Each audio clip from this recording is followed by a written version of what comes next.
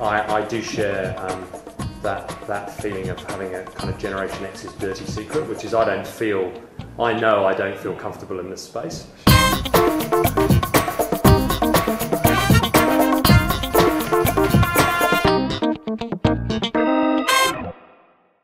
Good afternoon, this is Simon from iJump, transmitting on the emergency frequency of iJump.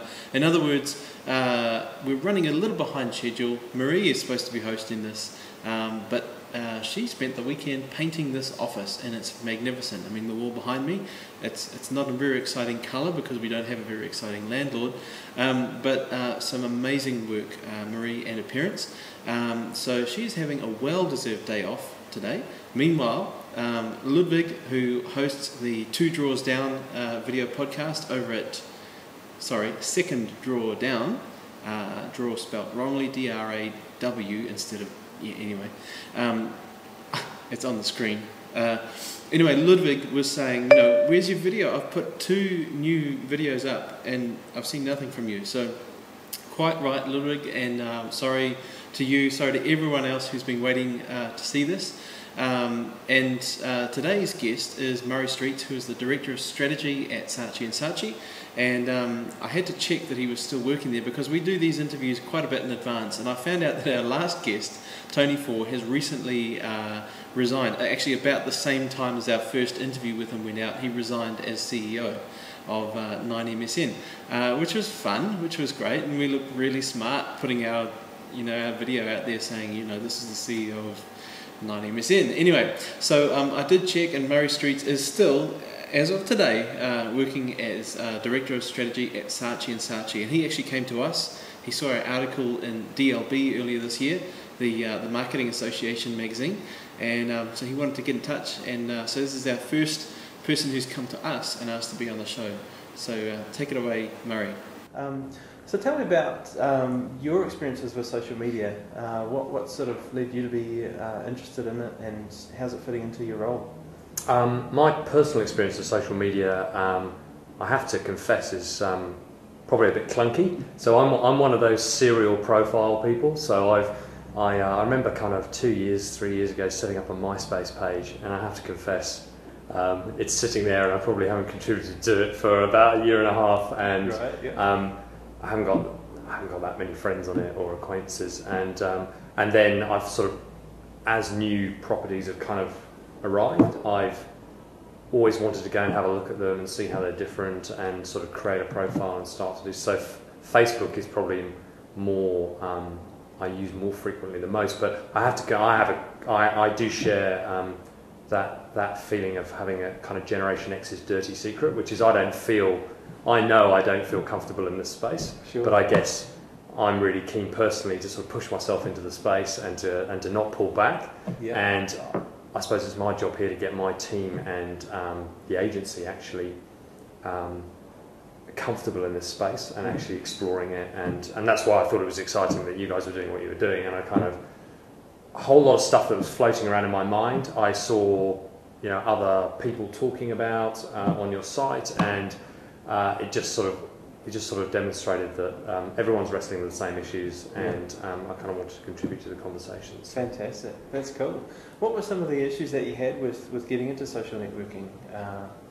For me personally, it's probably a function of time. Mm-hmm. It feels like there's a huge investment that needs to be not only made up front, mm-hmm. but then to really get the most out of it, you need to be quite heavily involved in it. And maybe it's just my lifestyle, but I was struggling to do that. Certainly struggling to pull it through and actually make a commitment and start to really engage. Right. So I'd pop out the odd sort of message on my site or whatever, and then actually a bit sad. Can't have been that interesting because nobody ever picked it up. But so my sort of attempts to blog off a social networking site kind of petered out quite quickly. Right. Yeah. And yet, all around me, I could see that there are clearly lots and lots of people with different passions, all exploring stuff, sharing stuff, mm-hmm. having very powerful conversations all around me while I was in that kind of environment. So I think it can be quite intimidating. Yes. Yeah. I think there's a huge amount of and hey, look, I guess the ad industry is as guilty as everybody else of putting buzzwords out and kind of the latest marketing slogans, but actually understanding the simple principles of how to behave, almost the etiquette of how to behave in this space is something that I think advertisers, advertising clients, agencies, and any marketing discipline needs to kind of understand. Yeah. Because I think sites will come and go. They'll, clearly Bebo is quite a force to be reckoned with currently in New Zealand. Possible signs of it flattening off, or the purchase by AOL may change the way people see that site, but others will arrive and they'll offer increasing kind of tools and ways of expressing yourself. So, and the principles will still remain the same. So I think understanding the principles is the key thing. Cool. Yeah. Okay. Has there been sort of issues of separating the work identity and the personal identity, and those two tending to merge in that social networking space? I've not found that sense of I feel like I've got my Saatchi hat on here, or actually this is me, and actually wonder what implications that would have if people make the connection between me and my online world. And is that kind of what you were thinking about? Yeah. I'm not sure the depth and scale of my contributions in this world. Right. I'm not quite pushing myself out that far at the moment. Sure. But I think it may become an increasing issue. Yeah. Okay.